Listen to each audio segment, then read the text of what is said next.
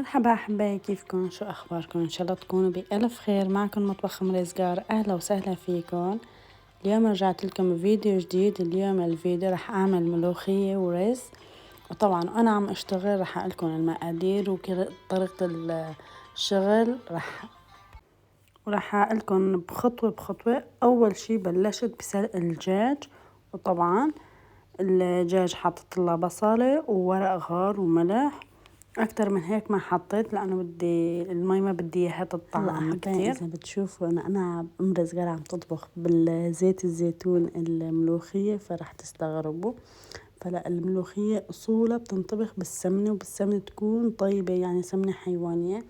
بس كانت امي الله يرحمها تطبخه بالزيت الزيتون تطلع كمان طيبه. واليوم انا عازمه رفيقتي وهي ما بتاكل الاكل اللي يكون فيه سمنه، فعملت لها بهي الطريقة، وهي قبل أكلة من عندي إنه بهي الطريقة بالزيت الزيتون، فكتير بتحبه.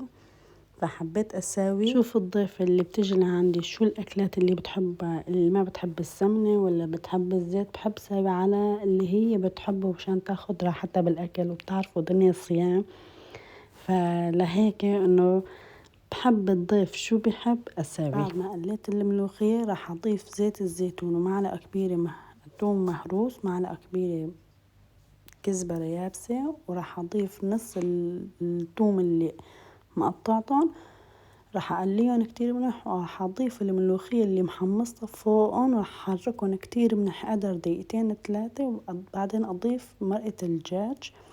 وهون مرقة الدجاج بتحبوا الملوخية ناشفة تكون إلا مرقة، هاي برجع لكم. نحن بنحب إلا تكون شوية مسقسقة مثل ما بقولوا، تكون إلا مرقة. وهلا بس تغلي غلوة غلوتين راح أسكر عليهم. وهون أنا استوى عندي كمان الرز، طبعا هالمرة عاملة رز بشعيرية.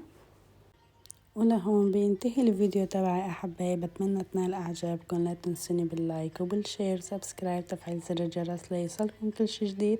بحبكم كتير، وسلام.